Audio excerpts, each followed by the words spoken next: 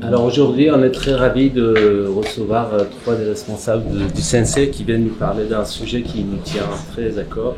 C'est donc la question des auteurs émergents.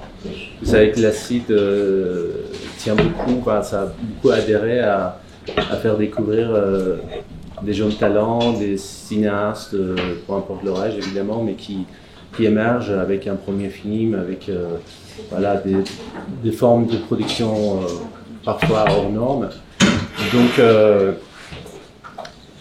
aujourd'hui, on a Julien, notre directeur de la création, des territoires et des publics, Fabienne Enclos, chef de la création, et puis Perrine Vincent, conseillère auteur, qui vont nous exposer la question des dispositifs qui existent au CNC pour aider les auteurs émergents. Voilà, je commence par... Ouais, merci beaucoup. Alors, ce qu'on vous propose, ce qui peut être le plus, je pense, productif, c'est qu'en 2 mots, on vous brosse un peu l'ampleur de ce qu'on fait, parce qu'il y a beaucoup de choses, mais vraiment dans les grandes orientations et tout ce qu'on a construit globalement ces dernières années, notamment avec l'ACID et tous les partenaires représentants des auteurs en particulier, et qu'on réponde à vos questions, à vos problématiques et qu'on parte de vos projets, de vos parcours, et qu'on voit comment on peut vous orienter à partir de ces parcours-là et répondre très concrètement à vos besoins, à vos questions. Ça peut être pas mal qu'on échange comme ça, mais après un petit savoir. Alors, j'ai des lunettes de soleil qui sont aussi mes lunettes de vue, et de temps en temps, pour voir et vous voir bien, je les mettrai, mais c'est pas que je suis fatigué et que voilà. Ne le prenez pas comme ça, parce que je suis pas fatigué. Après 15 jours de festival, ça se voit. On a bien forme.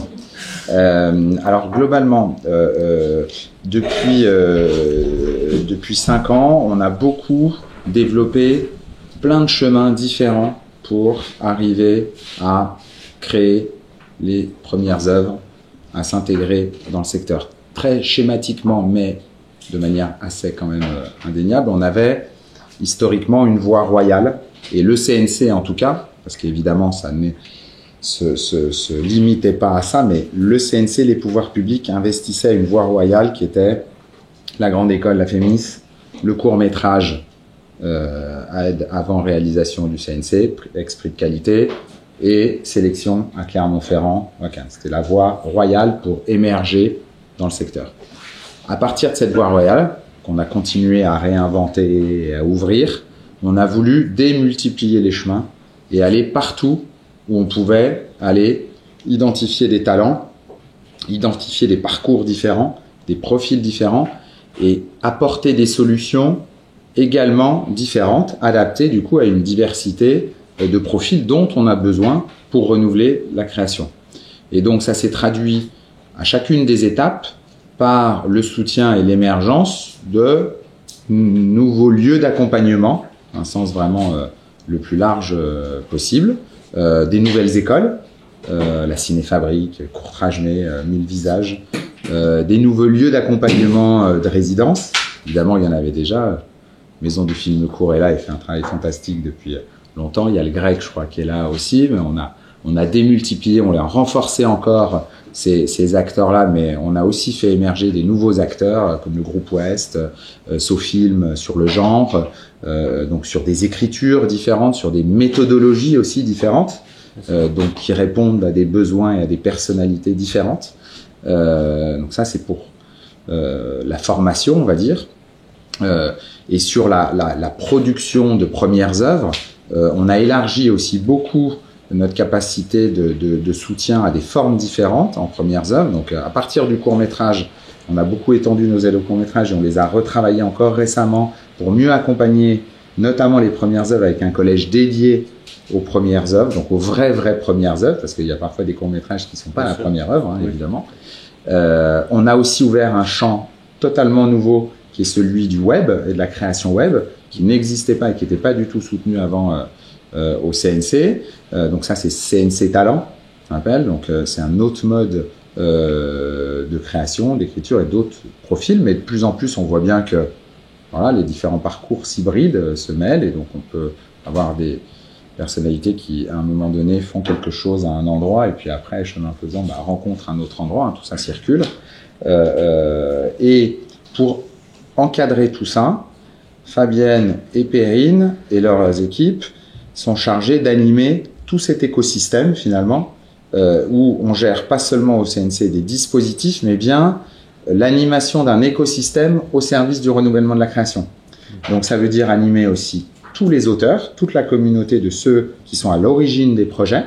Et donc ça, c'est Perrine qui anime ce qu'on appelle le pôle auteur, donc les conseillers auteurs, mais surtout c'est le pôle auteur qui est là pour orienter les créateurs sur toutes leurs problématiques. Donc avec des solutions qui sont celles du CNC, il y a plein d'aides à l'écriture, on pourra répondre à vos questions sur ces sujets-là, mais il y en a pas mal.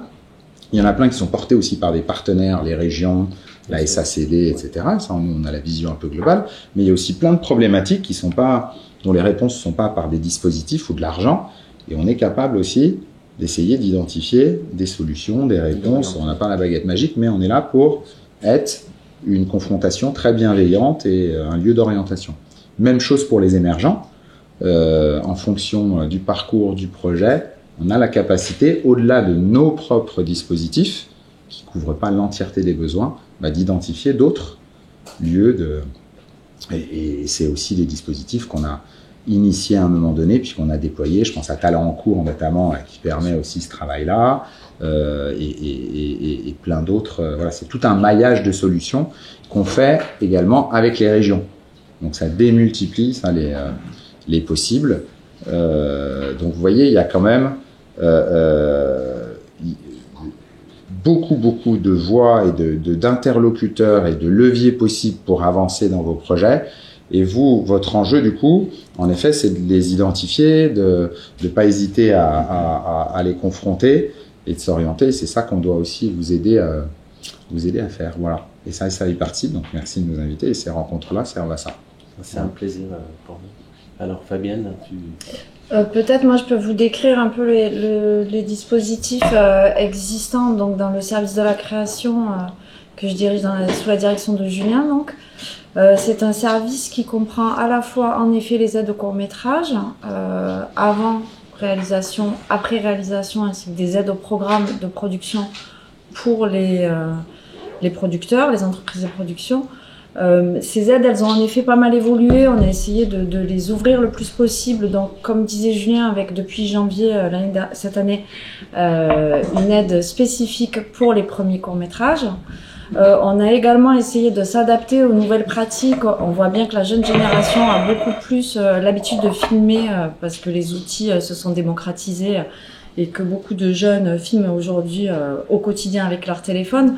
Donc dans les aides, on accepte désormais aussi des vidéos libres de 3 minutes qui permettent d'incarner le projet en plus de l'écrit, ce qui a permis ces derniers temps de pouvoir aider des projets pas seulement sur la qualité du scénario, mais aussi sur l'univers visuel développé par ces émergents.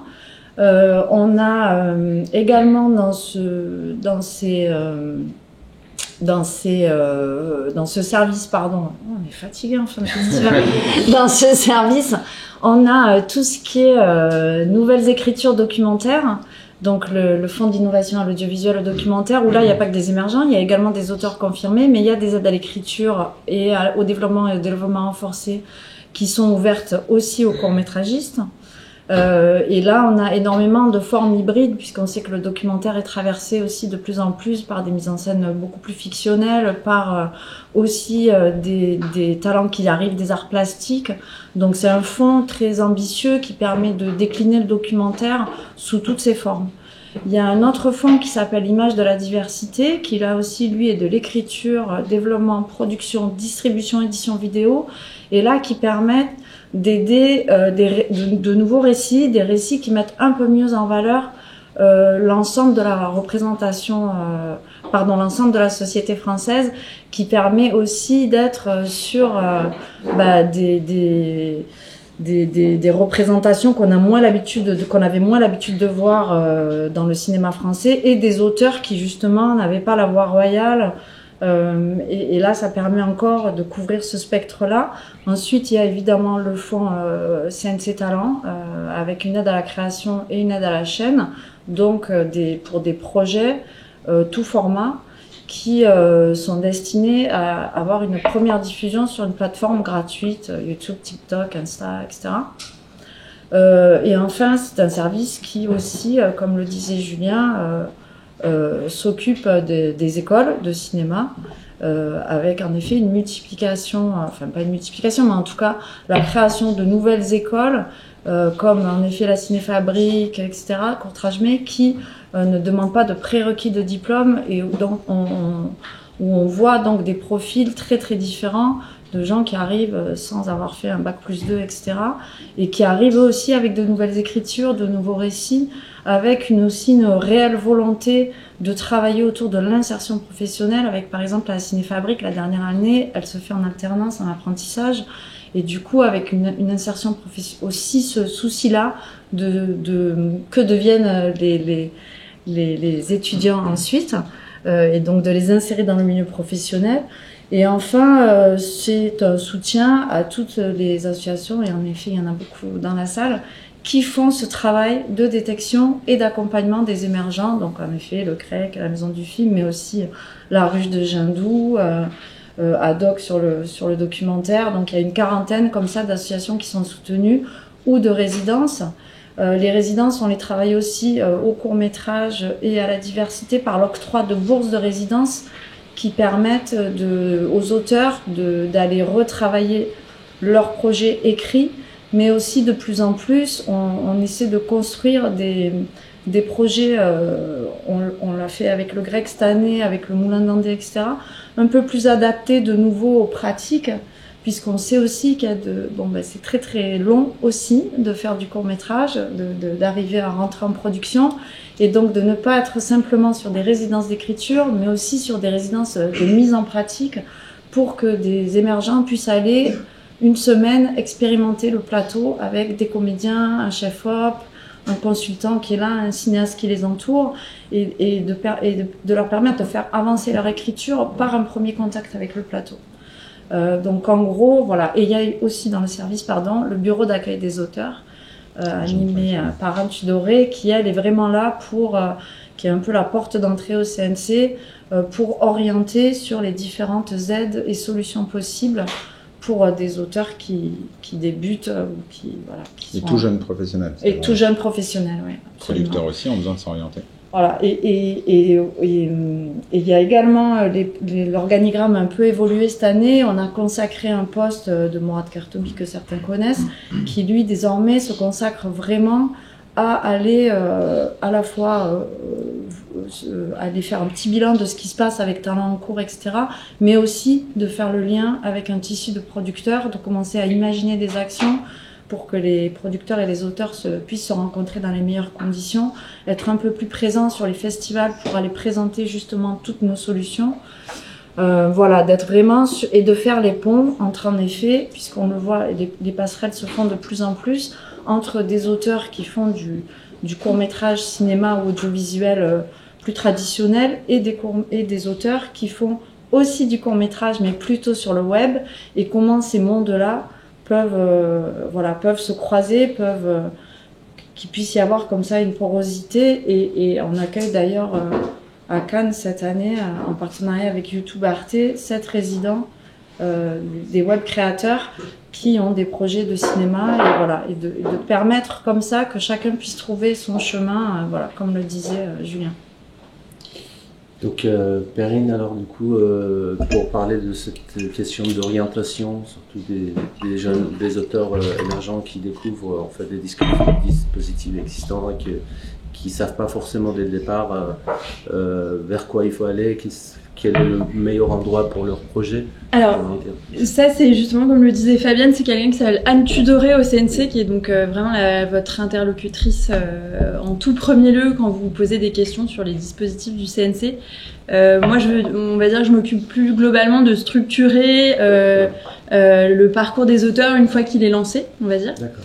Et du coup, pour ça, on a lancé donc en 2021 une aide qui s'appelle l'aide au parcours d'auteur, donc qui est une aide qui s'adresse à tout type d'auteur, mais une fois que votre parcours est quand même déjà amorcé, et une fois en fait qu'on peut déjà caractériser votre univers artistique, ce que vous avez fait précédemment. Mais disons que dans l'idée, ça prend le relais de tout ce dont Fabienne a parlé, de tous les dispositifs qui peuvent soutenir les premières œuvres. Et nous, au-delà de l'aide au parcours d'auteur, donc qui s'adresse quand même à des auteurs déjà un peu confirmés, l'idée c'était quand même de se dire aujourd'hui que cette aide-là, c'est aussi un observatoire assez intéressant de la pratique des auteurs aujourd'hui. Et le constat, c'était de se dire qu'aujourd'hui, les auteurs, ils circulent de plus en plus entre les formes. Voilà, nous, au CNC, on a construit nos dispositifs jusqu'à présent en silo, donc avec l'audiovisuel, le cinéma, avec des aides dédiées. Et aujourd'hui, l'idée, c'est de se dire qu'il faut qu'on puisse accompagner les auteurs dans toute la pluralité de leurs pratiques, et que parfois des auteurs aussi ont envie de faire un pas de côté aussi dans leur pratique, et qu'il faut aussi des dispositifs qui puissent les soutenir dans ces phases-là qui sont particulièrement risquées pour les auteurs. Et du coup, l'aide au parcours d'auteur, voilà, elle accompagne des auteurs dans des phases de recherche très en amont des projets. Et l'idée, c'est aussi, cette aide-là, elle complète aussi la logique de toutes les aides existantes, puisque les aides à l'écriture sont des aides au projet, donc on vient soutenir un projet spécifiquement. Et l'aide au parcours d'auteur, ça vient plutôt introduire une logique de soutien à une pratique en général, à un parcours. Et l'idée, c'est vraiment d'accompagner des auteurs sur un slate de projets et de pouvoir les accompagner dans ces phases de recherche qui sont aussi fondamentales aussi pour le renouvellement de la création. Mais on va dire que c'est un deuxième temps, une fois que vous avez pu bénéficier d'une première aide au CNC, que vous aviez pu faire vos premières œuvres. Alors avant de passer aux questions, j'imagine que vous en avez préparé déjà. Je pose une question dont la réponse paraît évidente, mais je la pose quand même. Est-ce qu'il y a un âge pour être émergent? Non, il n'y a pas d'âge. Alors au court-métrage, on voyait que traditionnellement, la moyenne d'âge pour la première œuvre, une œuvre de court-métrage était relativement élevée, puisque ça s'approchait des 40 ans. C'est 37, 38 ans, ça dépend des années, etc. Mais on était à cet âge-là. On voit qu'avec CNC Talent, là, évidemment, on est beaucoup plus jeune, mais même sur CNC Talent, il y a des gens qui ont déjà un parcours très très important, très long. Il y en a qui ont une première carrière dans l'audiovisuel ou dans le ciné et qui ont envie ensuite de rejoindre la création numérique. Donc il y a évidemment pas d'âge. Ça fait partie aussi des ouvertures pendant très longtemps. Alors la féminisme, par exemple, il y avait une barrière, on ne pouvait pas candidater si on n'avait plus de 26 ans, je ne sais plus combien. C'était calqué sur les grandes écoles françaises qui étaient un peu sur ce mode-là, qui toutes s'ouvrent maintenant. Il y a plus beaucoup d'écoles qui ont encore des conditions d'âge, hein, et toutes les nouvelles écoles qu'on a ouvertes, il n'y a plus ces conditions-là, quoi. Ça peut être aussi des deuxièmes carrières, ça peut être, c'est dans l'ouverture des profils qu'on veut. Il y a aussi cette ouverture-là, en effet, et donc on a pu faire une première carrière dans un autre secteur. Alors dans l'aide au parcours d'auteur, on a spécifiquement pointé tous les parcours artistiques extérieurs, parce qu'on a envie de faire venir à l'audiovisuel et au cinéma le meilleur de tous les mondes artistiques. Donc on s'adresse, si vous avez fait, je ne sais plus combien de BD, deux ou trois BD, enfin, si vous avez publié des romans, si vous avez écrit des pièces de théâtre, si vous avez, etc., vous êtes éligible, même si vous n'avez encore rien fait dans le cinéma audiovisuel, parce qu'on pense que vous avez déjà un parcours, un univers, une pratique artistique qui peut être enrichissante et valorisée dans une œuvre audiovisuelle ou cinématographique. Et donc, voilà, on ouvre, bien sûr, c'est évident, aux générations, aux parcours de manière vraiment très, très, très large. Ça me rassure, alors j'ai un peu d'espoir encore. Mais c'était aussi ouvrir une commission premier film, c'était aussi essayer de résoudre ça, qu'il n'y ait pas au même endroit à la fois des auteurs extrêmement confirmés qui continuent à investir la forme courte parce que c'est un geste et qu'ils aiment cette forme-là, mais de pouvoir en effet ouvrir la porte de manière un peu plus équitable, entre guillemets, à des jeunes gens dont c'est le premier cours, où l'âge là sur le premier à la commission c'est entre 24 et 35 quoi. Pour les premiers cours. Pour les premiers cours. Oui. Après les films d'école ne comptent pas comme premier cours, donc les gens qui ont fait des... C'est les premiers cours, c'est les premiers films produits. Très bien. Si vous avez fait des autoprods avant... c'est des exceptions, évidemment qu'il y a parfois plein de choses qui ont été faites, par exemple, de le redire. Ouais. Mais pas de manière professionnelle. Oui, bien sûr. Tu voulais ajouter quelque chose à ce sujet-là ou on passe aux questions? Non, on peut passer aux questions. D'accord. Est-ce que donc il y a des questions dans la salle déjà? Oui. Oui, je voulais savoir, du coup, vu qu'en créant tous ces dispositifs, vous ouvrez énormément la porte à différentes formes, à différents formats, comment ensuite, quand vous opérez vos commissions, vous arrivez à avoir une moyenne entre les différents formats, par exemple? Est-ce qu'il y a, je sais pas, par exemple, vous soutenez tant de projets de mini-séries ou tant de projets de court-métrage? Est-ce que vous organisez ces choix ou pas du tout, c'est au cœur du projet? Alors, les dispositifs là dont on parle, l'ouverture, elle se fait par l'ajout de portes d'entrée qui sont différentes, où on s'adapte au projet. C'est pas un grand tout qui serait ingérable en termes de flux. Ouais. Rien que le court-métrage, c'est quand même 1500 dossiers par an. CNC Talent, ça doit être des centaines 600, et des centaines, ouais, 600. etc. Donc, après, dans CNC Talent, qui est celle la plus diverse en termes de forme, il n'y a pas de quota. C'est la richesse aussi de cette commission. Il y a des membres qui viennent eux-mêmes de regards et de parcours différents. Beaucoup qui connaissent très très bien la création web, parce qu'on a besoin de gens qui savent repérer ça et tout de suite resituer la proposition dans cet ensemble-là. Aussi, on a des gens extérieurs qui viennent du cinéma, d'autres arts. C'était JR, le premier président. Donc, pour vous dire le scope large de regard qu'on a, et on veut juste des gens qui sont curieux et qui ont un regard artistique assez acéré. Et c'est leur confrontation qui va faire des choix sur des modes d'écriture et de projet très très différents. Et c'est la richesse de cette commission. C'est là où c'est quand même le plus ouvert, où le grand écart est fort. Et pour l'animer quand même, pour approfondir, on ne veut pas faire de quotas, mais dans l'approfondissement de cette commission-là, et parce qu'on a eu des sous en plus, notamment de partenaires extérieurs, en plus de leurs taxes, YouTube nous donne un peu de sous en plus pour augmenter un peu cet accompagnement-là. Et donc, on a éditorialisé certaines commissions. Donc, vous avez des commissions CNC Talent, où c'est généraliste, quel que soit votre projet, vous pouvez postuler. Et puis, pour soutenir spécifiquement la fiction, parce qu'on sait qu'il y a un enjeu sur le web en ce moment, c'est pas simple de faire émerger de la fiction. On va avoir des commissions, enfin la prochaine d'ailleurs, spécialisée fiction. Donc ça, c'est bien parce que c'est pas un quota, mais pendant un moment, là, ça va évidemment aider très fortement ce genre-là. Et de manière parallèle, on a une commission savoir et culture. Donc, il y a une commission par an qui est dédiée au projet de médiation culturelle et scientifique. Et avec des membres de commissions différents. C'est Patrick Boucheron, le professeur au Collège de France, qui est le président de cette commission-là. Donc là, avec un angle assumé où on veut de l'intelligence, d'abord des thématiques pédagogiques, scientifiques, culturelles, qui sont mises en avant sur le web. Et après, au court-métrage, et comme dans toutes les autres aides, à part les aides dédiées à un genre précis, il n'y a pas de quota, mais on est évidemment très attentif à ce que tous les genres soient représentés. Le doc, l'anime, la fiction évidemment. Et pour ce faire, il n'y a pas de quota, mais par contre, dans chaque commission, nous nommons les experts, les professionnels, représentants de chaque genre et aussi de chaque métier, évidemment. Il y a des réalisateurs, des producteurs. Je ne parle pas en inclusif, désolée, je suis fatiguée. Voilà. Et donc aussi des distributeurs, des diffuseurs, etc. Mais avec des gens représentants qui connaissent, experts en animation ou experts en documentaire, etc. Et évidemment des commissions paritaires. C'est-à-dire que le CNC ne fait pas de quota, mais par contre, il y a une obligation de parité et de diversité de représentation des membres qui vont juger les projets, de manière à ce que le maximum de regards différents se posent sur les projets. Et juste pour compléter sur l'aide au parcours d'auteur, qui du coup, c'est la seule aide qui est au CNC complètement transversale à toutes les formes et à tous les champs.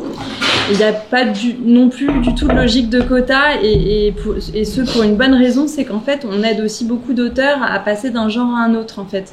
Donc, par exemple, pour parler des cinéastes de l'Acide, on a aidé récemment Laure Portier, qui veut passer à la fiction, et du coup, c'est typiquement ce genre de dispositif qui peut l'accompagner vers ça.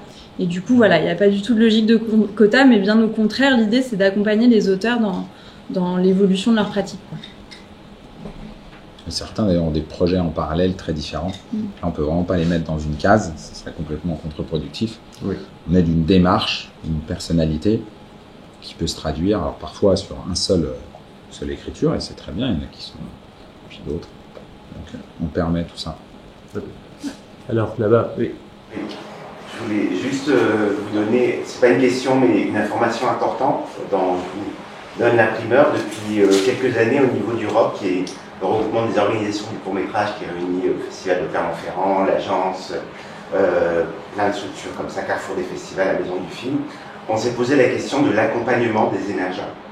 Parce qu'on voyait fleurir tous les jours, et dernièrement, là, ce matin, en film français, encore une nouvelle résidence, beaucoup de structures d'accompagnement, des initiatives privées qui prétendent faire de l'accompagnement. Donc on s'est posé la question de l'accompagnement et on a réfléchi là-dessus et rédigé une charte des structures de l'accompagnement pour donner des guides, des bonnes pratiques dans ce domaine-là. Et je voulais vous informer que le 16 juin, à 14h, au festival Côté Cour de Pantin, voilà, c'est bien scoop, on présentera, et on aimerait beaucoup que le CNC et tous les auteurs ici et tous les gens qui se préoccupent de l'émergence soient là pour assister à cette présentation de ce code des bonnes pratiques dont on pourra parler ensemble.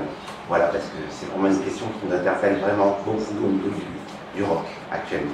Et on a réfléchi de longs mois là-dessus. Donc on aimerait vraiment que cette charte soit diffusée un maximum auprès de tous ceux qui sont concernés par ces questions.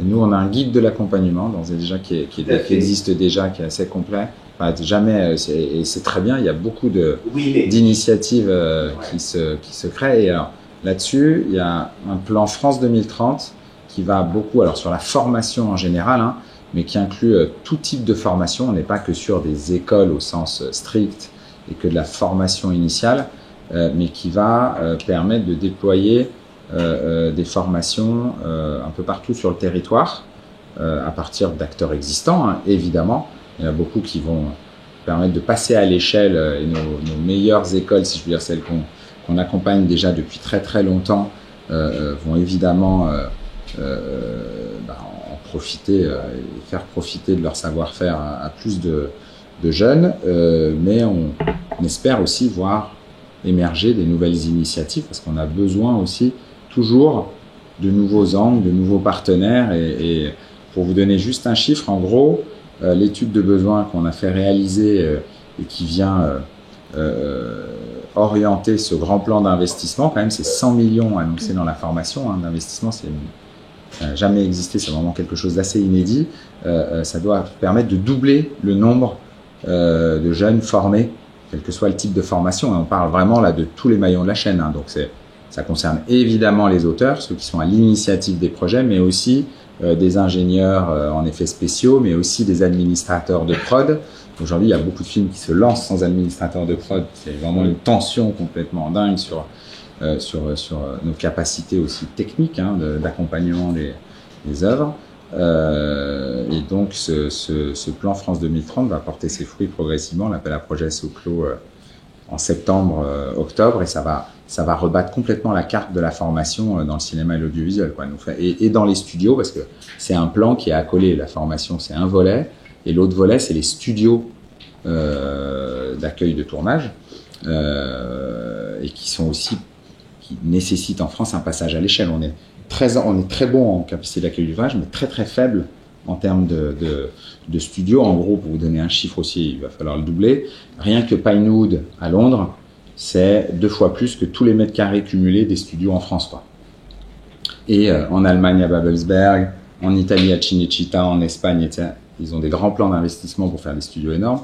Il ne faudrait pas que nous, qui suscitons beaucoup d'initiatives de création, et c'est formidable, et dans les années à venir, ça va continuer vraiment à s'étendre, que toutes ces œuvres elles aillent se faire tourner ailleurs. Une perte d'emploi pour le territoire, puis de savoir-faire.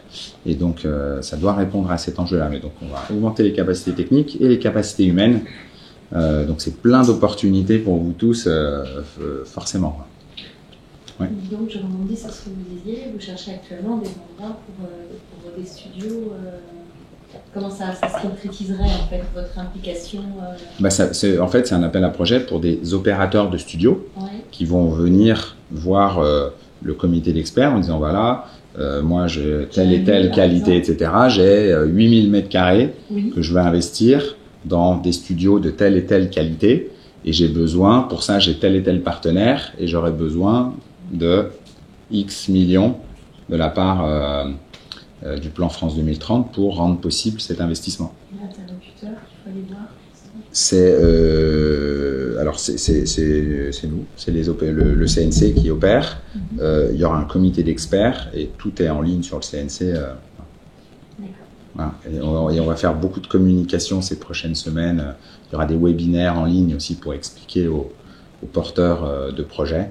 Et on espère, alors il peut y avoir des projets de studio seul et des projets de formation seul, mais dans notre concept original, l'idée c'était bien de les lier, parce qu'on pense qu'il n'y a pas d'un côté les studios, de l'autre les formations.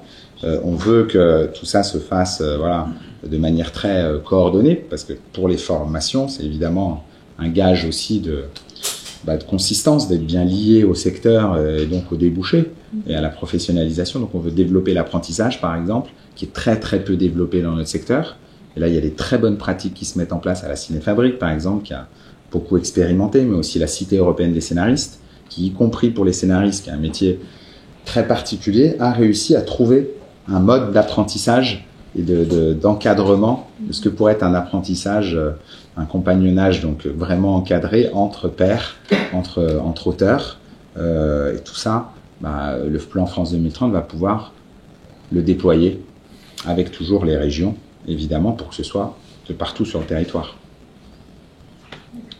Donc si vous avez des projets, là c'est un moment, il faut... Un très beau lieu inspirant. Super, bon très bien. Alors moi, je voudrais revenir sur un détail que tu as précisé tout à l'heure, que évidemment, on ne parle pas que des premiers films ou des premiers lancements de carrière, mais aussi certains auteurs qui ont déjà un parcours derrière, mais qui, à un moment donné dans leur parcours, il y a un changement significatif de style ou d'univers.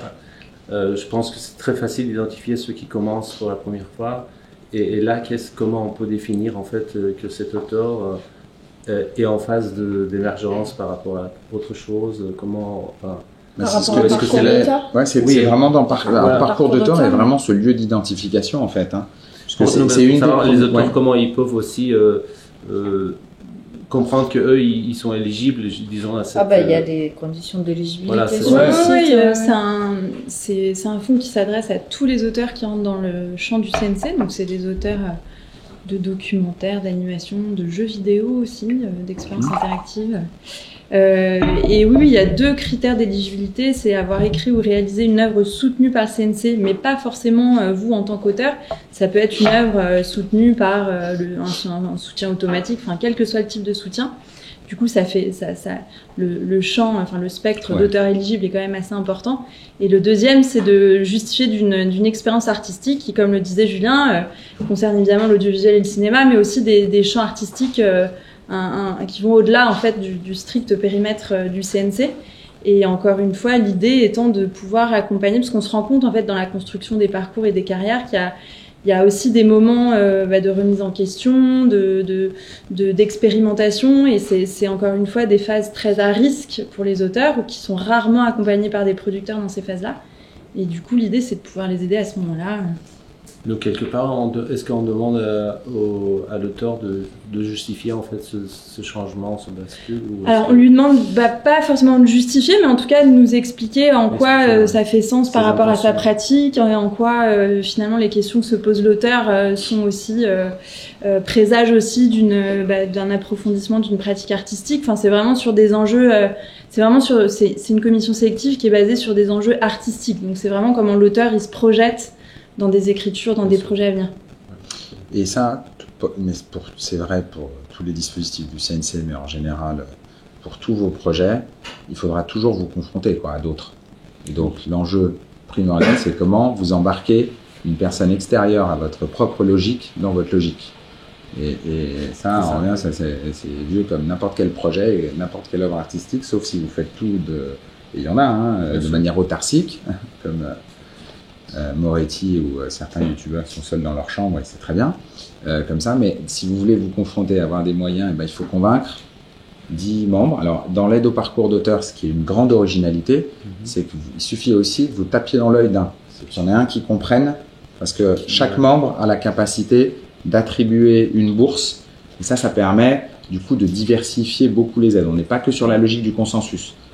On s'aperçoit quand même que souvent, quand il y a une belle cohérence, une consistance dans le projet, dans la proposition, ça permet de rallier pas mal de suffrages, mais on a aussi des cas où il y avait des parcours un peu moins lisibles peut-être pour certains membres, mais il y en a un qui comprenait très bien la logique, qui Bien voyait sûr, le risque, l'originalité de ce choix, etc. Et ils ont l'aide. Donc, mais il faut réussir à accrocher, convaincre. Et donc, vos 5 pages que vous écrivez pour l'aide au parcours d'auteur, il faut vous mettre à la place du lecteur et vous dire comment je rends lisible mes choix en expliquant un peu d'où je viens, où j'en suis et pourquoi les projets que je souhaite développer sont importants et en cohérence avec ce que j'ai fait, quoi. En cohérence, mais aussi en dissonance, mais ouais, comment ça s'explique, quoi. C'est Oui, pas bien juste sûr. un matin, je me suis réveillé Bien sûr, ouais. et je vous dis, voilà, parce que j'ai fait un long métrage, demain, voilà, je veux faire une série, un point, c'est Oui. tout, quoi. Et vous devez me donner 20 000 francs, Oui, 20 000 bien euros pour ça. Je suis... Et donc, voilà, il faut ça demande Bien sûr. c'est une grande note d'intention, plus personnelle, un peu plus détachée du projet, mais il faut quand même rendre concret aussi son besoin. Donc et ça, et Perrine en particulier est très précieuse pour vous donner aussi, voilà, des retours sur le ton. Alors c'est vrai, c'est pas elle qui prend la responsabilité de valider votre note, c'est votre choix, votre manière de vous présenter, mais on peut éclairer un peu par aller-retour en vous orientant. Enfin là, on vous donne un peu d'ailleurs le grand cadre. Je sens que c'est vraiment pas formaté, hein. Vous vous adressez à des personnes qui ont envie d'ailleurs de voir des histoires et des parcours qui sont pas complètement formatés, quoi. Donc faut se sentir très libre, mais donner des billes pour que on comprenne aussi à quoi va servir tout simplement l'aide, quoi. Ça, parce que in fine, les membres de commission, il faut vous dire, c'est une responsabilité. J'espère que vous viendrez renforcer nos équipes de membres de commission à l'avenir.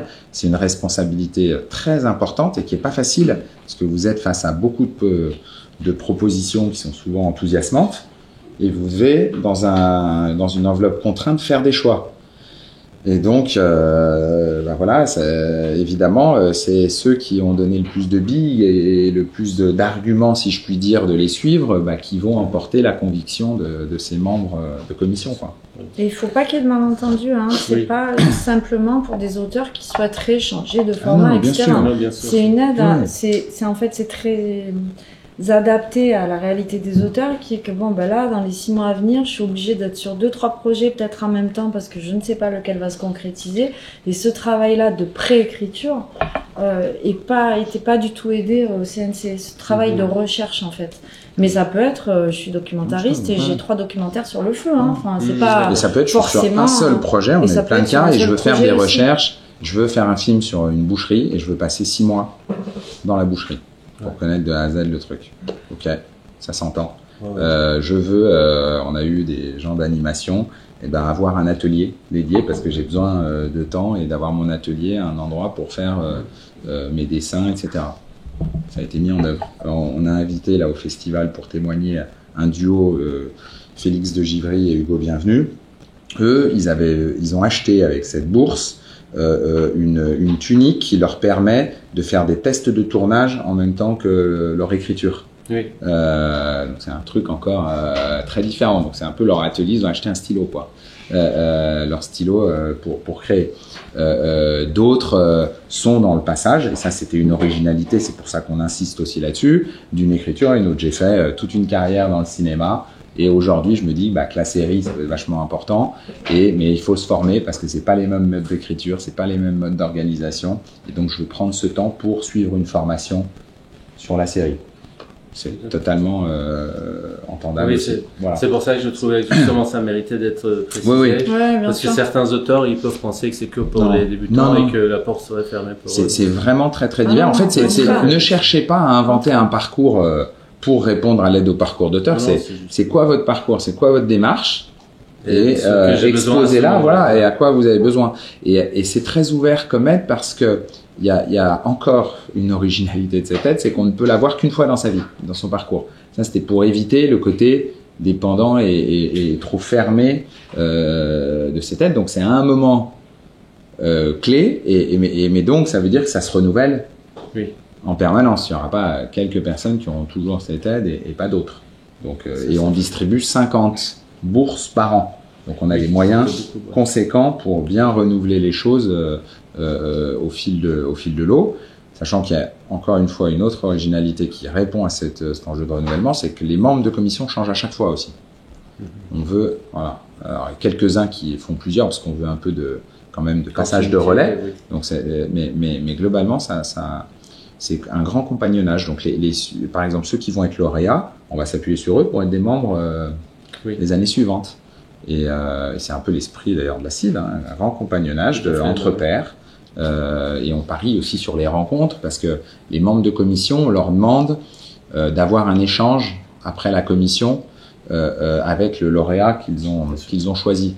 Et ça, c'est un pari de se dire, c'est pas encadré en se disant, c'est pas du script doctoring, etc. C'est juste une rencontre artistique en disant pourquoi je me suis reconnu dans ton parcours, pourquoi j'ai trouvé ça intéressant. Et puis on amorce un échange et on parie sur le fait que je suis sûr que dans les mois, années à venir, il y aura des mariages artistiques, voire peut-être des enfants, peut-être nés de cette aide au parcours d'auteur, c'est très bien.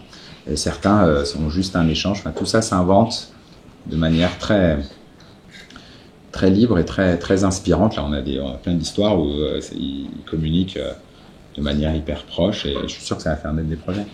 Oui. Alors, Alors, il ne nous reste pas beaucoup de temps, donc si vous avez des questions, profitez-en. C'est le moment. Du coup, j'ai une question pour cette aide. En fait, il y a des apports aussi numéraires, par exemple l'atelier où elle est fournie. Pas numéraire, industrie, pardon. Non, c'est une bourse de 20 000 euros. 20 000 euros. Okay. Et c'est avec cet argent, voilà. Mais ces 20 000 euros, vous êtes totalement libre de les dépenser en fait de la façon. Effectivement, vous le disiez. C'est pas comme une aide à l'écriture. Non. D'accord. Non.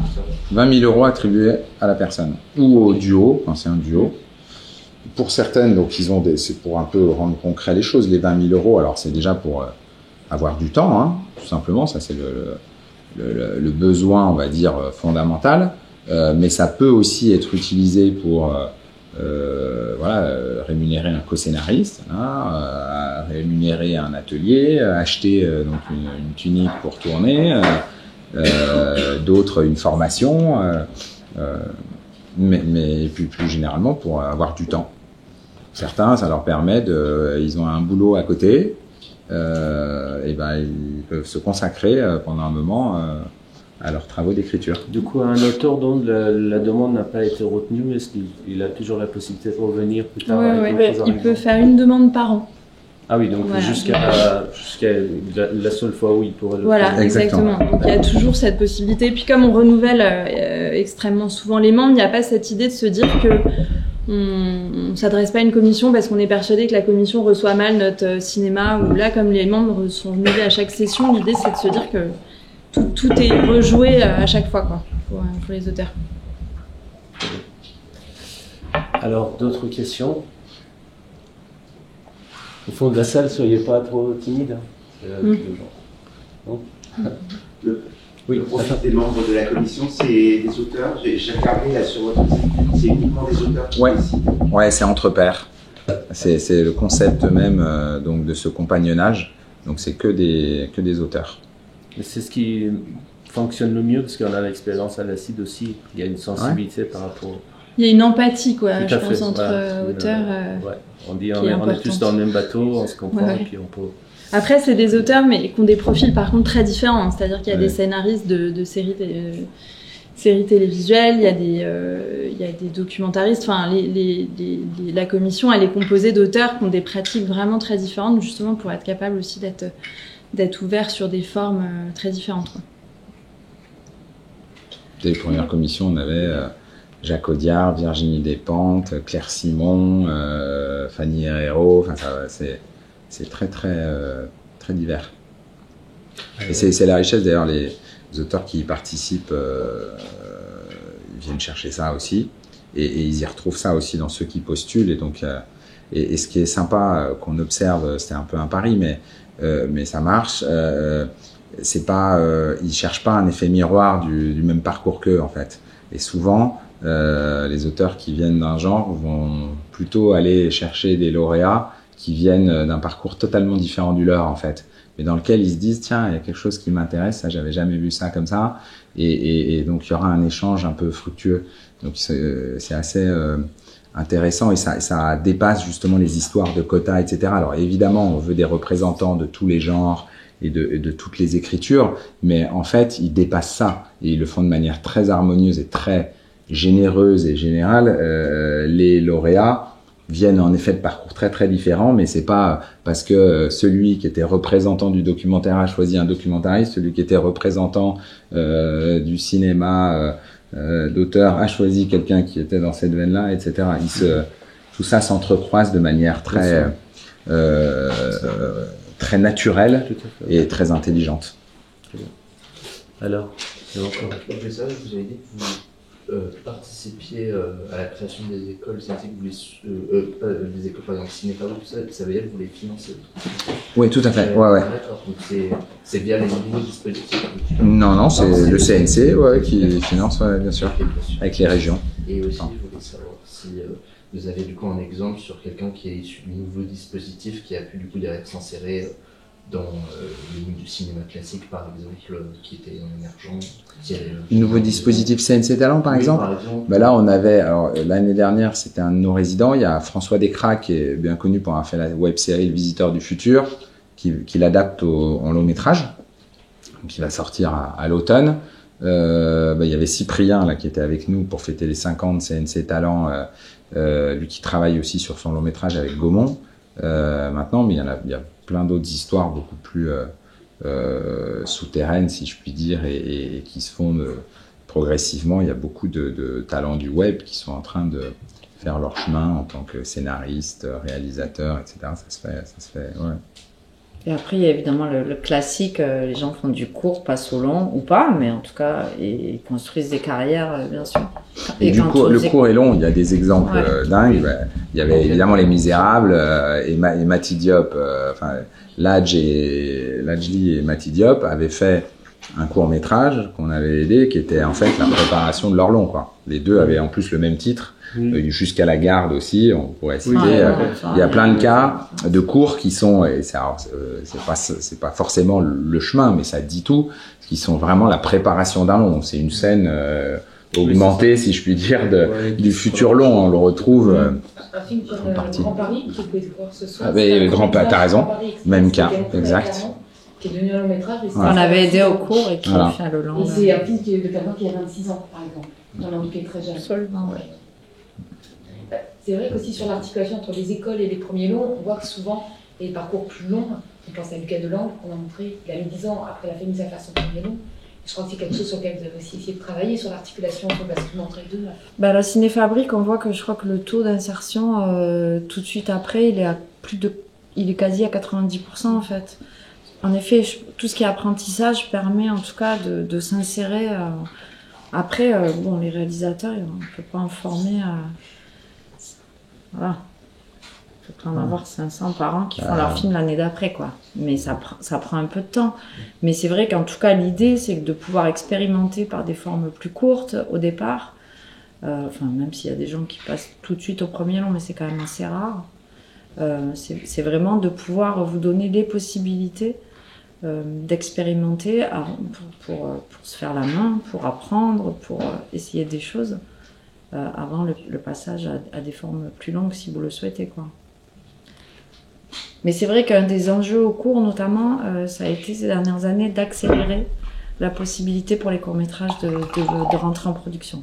C'est pour ça qu'on a multiplié aussi les commissions pour que plus de films puissent être examinés en même temps, pour que ça aille un peu plus vite et pour qu'on puisse quand même rester un peu dans la fraîcheur du geste, quoi. Qu'on n'ait pas 4 ans pour espérer financer un court-métrage. Alors, est-ce que la réforme là, que vous avez fait avec ce comité premier film a eu des répercussions? Est-ce que du coup le temps s'est rétréci un petit peu? Oui, on avait un gros embouteillage qui sera résorbé dès le mois de juin là. C'est-à-dire on est déjà sur une quinzaine de projets en plénière et plus aucun projet en attente à la fin du mois au lieu de 30 et des mois d'attente. Non, on a pu en effet, ça y est quoi, on voit le bout. Alors, c'est un peu cuisine interne, mais oui, c'était l'enjeu. Peut-être pour finir, est-ce que vous souhaitez dire un dernier mot pour inciter les auteurs de venir vers vous, surtout les auteurs qui ont peut-être déjà des idées ou des choses qui peuvent vraiment potentiellement être bien, mais que eux-mêmes ils savent pas trop, ils pensent peut-être que je suis pas prêt, il faut encore que je cherche. Alors, sur le pour cours, les mettre plutôt à l'aise. Sur le cours, quand on a fait la réforme avec les deux commissions, on s'est aussi dit que ça allait être un énorme appel d'air pour plein de premiers films. Et au court-métrage, il n'y a pas d'aide à l'écriture, ce sont des aides à la production. Ça veut dire qu'il faut être prêt potentiellement à entrer en production, même si c'est ouvert aux auteurs seuls. Donc tous les mois, désormais, il y a une réunion qu'on appelle réunion premier dépôt, en fait, de 2h30, 3h, où mon RAD et les chargés de mission expliquent à la fois les taux de sélectivité, pourquoi il est important de venir le plus près possible et pas d'écrire comme ça une V1 et puis de venir chercher une aide à la production, pourquoi il est important d'aller peut-être être lu par d'autres structures d'accompagnement avant de déposer, parce que l'aide étant ouverte à tous, il y a en effet 1500 dossiers par an, donc de fait, elle est de ce fait aussi la plus sélective au CNC. Et on n'est pas, vraiment ça, on n'est pas un bon premier lecteur au CNC. Faut pas attendre ça, parce que sinon on va tenir une promesse qui est intenable, juste, vu les flux et le fait que ce soit une aide à la production. Donc il faut absolument, et il y en a qui dans un premier geste se disent c'est super, je vais me confronter à une institution, les gens, et ça paraît protecteur, mais en fait c'est juste aller dans le mur. Vous n'aurez pas un retour fin, précis, qui prenne en compte votre parcours. Vous allez avoir un retour de membre de commission générale, globale, et ça vous fera pas avancer suffisamment. Et donc il faut se confronter avant. Et donc il faut aller chercher, alors, évidemment c'est ouvert à des auteurs sans prod, mais il faut aller essayer de se confronter à des prods, à des co-scénaristes. Il y a des structures partout en région, les régions qui ont toutes développé une politique cinéma et audiovisuel très importante sont beaucoup plus dans la proximité potentiellement. En tout cas, il faut que vous ayez, et à un moment même, on réfléchissait d'ailleurs avec l'ACID, avec d'autres organisations, le ROC, etc. On réfléchit à des manières d'essayer de pousser à ce qu'il y ait ces premières étapes de manière quasi systématique, parce que sinon, vous allez dans le mur. Et non seulement vous engorgez le flux, mais vous êtes mal. Enfin, c'est mauvais pour tout le monde. Et donc, il faut absolument que vous n'ayez pas de timidité. Il faut y aller. Votre vie entière, en tant que créateur, sera faite de confrontation. Heureuse ou malheureuse, quelle que soit, mais il faut chercher les plus bienveillantes possibles, évidemment. Mais c'est fait de confrontation. Et c'est pas en croyant envoyer un truc anonyme à une institution comme le CNC qu'on croit passer à côté du truc. Parce qu'in fine, vous serez lu par des personnes, qui sont des vraies personnes de chez Nathan, et qui verront que ce truc n'a pas été confronté, quoi. Ça se voit tout de suite quelque chose qui a été fait que par une personne seule dans son coin, et et du coup vous n'avez pas anticipé les questionnements. Ils vont être face à plein de questions non résolues, et bah donc c'est pas prêt. Du coup, combien sur les 1500 dossiers vous avez de pas prêt en fait? De pas prêt? Beaucoup. Justement, parce que les régions disent aussi de moins en moins, parce que quand on a réformé, là, on a imposé un devis prévisionnel. Ce qui pousse les auteurs, et ça aussi, c'est ce qui fait que le flux là a nettement diminué d'emblée, parce que ça pousse à se mettre dans une logique de production. C'est-à-dire, si vous arrivez pour une aide à la production, vous devez savoir à peu près, évidemment que les plans de financement vont être évolutifs, puisque vous allez chercher des régions, des télés, etc. après. Mais il faut que vous sachiez à peu près comment vous comptez produire le film, de combien d'argent vous avez besoin, de combien de personnes vous avez besoin. Donc ça pousse, en effet, c'est une difficulté pour les auteurs, mais ça pousse aussi à aller se faire accompagner pour pas faire des budgets complètement impossibles. Mais ça, enfin, les réunions premier dépôt, elles sont obligatoires. On ne peut plus déposer un dossier si on n'a pas, et qu'on est premier déposant, si on n'a pas assisté à cette réunion premier dépôt, où tout ça est expliqué, ce qui aussi a permis de bien que les gens arrivent plus près à être aidés, en fait. Parce qu'en effet, vous pouvez pas déposer 10 000 fois, vous pouvez déposer 2 fois en comité lecture et 2 fois en plénière maximum. Donc du coup, il faut pas venir trop tôt, quoi. Voilà. Alors d'expérience, vous constatez que les projets qu'on appelle ici pas prêts, c'est plutôt à cause de manque d'expérience, pudeur ou manque de connaissance de dispositifs? Alors les projets sont quand même de plus en plus... Enfin moi, ce que disent les commissaires, y compris certains qui lisaient il y a quelques années, ils trouvent que le niveau a vraiment beaucoup augmenté. C'est-à-dire que l'accompagnement porte ses fruits. Ouais. Ça reste sélectif. C'est ça. Il y a moins de projets, je pense, où en effet, à une époque, les gens arrivaient avec 2 pages, et puis ça, on n'a plus du tout. Hein. C'est quand même des dossiers un peu costauds. Oui. Mais après, c'est en effet important d'avoir été confronté à plusieurs regards, quoi, à plusieurs... Et on aide beaucoup, hein, mais il y a un tel flux, donc ça reste l'aide la plus sélective. Hein. On aide 50 œuvres en aide avant réalisation, mais il y a entre 1000 et 1500 dossiers par an. Ça dépend évidemment des flux.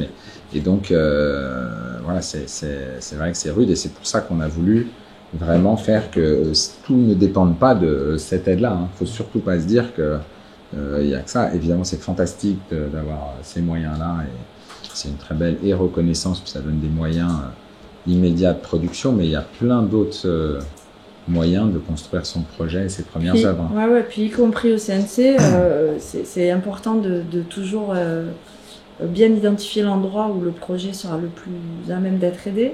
Si par exemple il y a déjà un préachat télé, il y a une aide spécifique pour ça, pour les films déjà préachetés par les télés, une aide audiovisuelle au court-métrage. Sur les projets documentaires, même si au court-métrage, aide avant réalisation, les demandes sur le documentaire ne sont pas les mêmes que sur la fiction. On ne demande pas de scénar, évidemment, on peut mettre beaucoup d'images, etc., etc. Mais il y a aussi le FIDoc qui reçoit les courts-métrages, où là, ce ne sont que des documentaristes, enfin des gens du documentaire, prod, réal, etc., qui lisent et qui sont très à même de repérer un bon projet documentaire, même s'il n'est pas très écrit, etc. Il faut vraiment essayer d'arriver à identifier le meilleur endroit, et en ça, le bureau d'accueil des auteurs, justement, il sert à ça. Et du coup, vous conseillez plutôt aux auteurs de s'accompagner peut-être déjà d'un duo producteur pour qu'ils puissent débuter, ou c'est toujours mieux, c'est toujours mieux. Après, on ferme pas la porte parce qu'on va pas pénaliser. On sait que les auteurs sont les producteurs sont extrêmement sollicités aussi, donc on va pas pénaliser, mais bien sûr que. Mais après, il y a la maison du film qui est là, mais il y a aussi des gens qu'on finance par ailleurs, la scénaristerie, C57, etc., qui font comme ça des ateliers de lecture pour leurs adhérents. Donc il y a quand même une infinité de structures qui peuvent être ce premier regard et vous conseiller, parce que c'est vrai que les producteurs, pour le coup, ont l'habitude de relire des notes d'intention, des notes de production. Enfin voilà, c'est un métier quoi quand même. Hein. Donc après on l'impose pas parce qu'on veut pas pénaliser non plus. Et est-ce qu'il y a des démarches qui sont faites pour sensibiliser les producteurs à vouloir accompagner les auteurs émergents? Est-ce qu'il y a quoi, pardon, j'ai pas entendu. Des démarches qui sont faites pour sensibiliser les producteurs. Vous savez, un producteur, s'il ne va pas chercher des émergents, il ne va rien développer. On a des incitations. On a une incitation très très massive qui est un bonus au fonds soutien automatique. Ouais. Ça, je peux vous dire, ça marche très bien. Ça nous coûte très cher aussi. Donc c'est bien. Ça veut dire qu'ils s'en sont emparés et qu'ils s'impliquent. Ouais, il faut que vous regardiez les productions dans lesquelles vous vous reconnaissez, et puis que vous identifiez les producteurs. C'est une bonne manière d'essayer de se repérer dans tout ce... Et pensez à vos territoires, les régions quand même. Il y a de plus en plus, la décentralisation progresse. Et il y a rien de tel quand même qu'une proximité aussi pour avoir des échanges plus accessibles. Et donc, en fonction de là où vous vivez, regardez votre écosystème. Il y a des organisations professionnelles qui sont en train de se constituer maintenant systématiquement dans chaque région. Donc, il y a des agences qui sont un peu sur le modèle du CNC dans chaque région, des interlocuteurs. Et on va mettre en ligne là... Mourad est en train de finaliser un document qui va être mis en ligne sur justement comment trouver un producteur. Et aussi, ce qui est extrêmement important, c'est de se déplacer au maximum dans les festivals, dans les endroits où ça pitch, dans les endroits où vous allez être mis en réseau. Donc on va mettre tout ça dans ce document, comme ça les principaux endroits où vous pouvez trouver de l'information pour où ça se passe en gros. Parce qu'il y a d'autres aides au CNC, y compris dans le département court-métrage, qui permettent, par exemple, aux producteurs, quand on parle je parlais tout à l'heure de l'aide au programme de production, ça permet des sociétés de production qui produisent régulièrement du court-métrage, on leur donne une enveloppe annuelle qu'elles mobilisent ensuite comme elles veulent, c'est-à-dire elles présentent des projets à l'intérieur, mais elles peuvent changer de projet, retirer. Et c'est ce qui leur permet, quand elles rencontrent par exemple un auteur en festival sur lequel elles ont un coup de cœur sur le projet, de dire, bah tiens, je vais aller S'engager. mobiliser 25 000 € sur mon enveloppe aide au programme pour t'aider à produire ton premier film de 12 minutes, pour qu'on expérimente la collaboration. Et il y a aussi ce que disait Julien, le bonus pour des boîtes de l'ONC, un fonds de soutien CNC, qui peuvent être majorés et investir du bonus pour aller produire du court. Et là, c'est pareil, il n'y a pas la lecture du scénario, c'est comme l'aide au programme, quoi. C'est vraiment très très libre sur des projets et ça permet comme ça d'aider aussi des projets sur lesquels des producteurs ont des coups de cœur sans être passés. J'ai envie de vous dire, l'aide avant réalisation, c'est un peu... elle est très très bien financée, enfin, c'est des bonnes sommes. Et du coup, c'est un peu le Graal quand vous avez vraiment un scénario à développer, un projet qui demande du développement un peu long.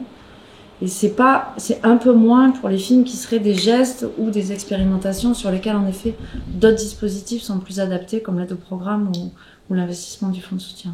Peut-être une dernière question. Alors du coup, puisqu'il est possible d'être accompagné d'un producteur, il y a des producteurs françaises qui suivent des auteurs, surtout pour le court-métrage, qui ne sont pas forcément basés en France et qui font des films, même carrément entièrement à l'étranger, pas de langue française. Est-ce que du coup, c'est toujours possible, mais est-ce que ça élargit au niveau des auteurs émergents d'un coup Alors, il faut être résident en France. Il n'y a que l'aide après réalisation qui est complètement ouverte. Mais pour l'aide avant réalisation, il y a un producteur français, il faut quand même être résident en France. Il faut être résident, mais par contre, le projet, il peut se passer ailleurs. Ah, bien sûr. C'est le dossier qui doit être écrit. C'est le dossier qui doit... Bien sûr. Enfin, l'auteur européen, il peut être, mais ça peut être entièrement en langue étrangère. D'accord, très bien. Il y a sur la SRF a édité aussi il n'y a pas très longtemps un super document sur le lien entre les premiers courts-métrages et la relation avec le producteur. Un livre blanc sur... la Société des réalisateurs de films. Puis vous retrouvez tout sur le site internet du CNC aussi. Très bien. Et puis vous prenez les mails de Fabienne, de Perrine, de Morad et tout. De Julien. Et de Julien. Alors vous voyez, on a envie de prolonger la discussion. C'est tellement une chance pour nous de vous avoir ici. Mais je pense que, je sais pas, Pauline, je pense qu'on a largement dépassé. On continue, ouais. Oui, mais on peut continuer. Alors, bien sûr, de manière informelle autour d'un verre. C'est ça. L'idée, c'est aussi que vous puissiez échanger directement, donc n'hésitez pas vraiment de façon plus informelle, absolument. Oui. Merci à tous. Merci à vous.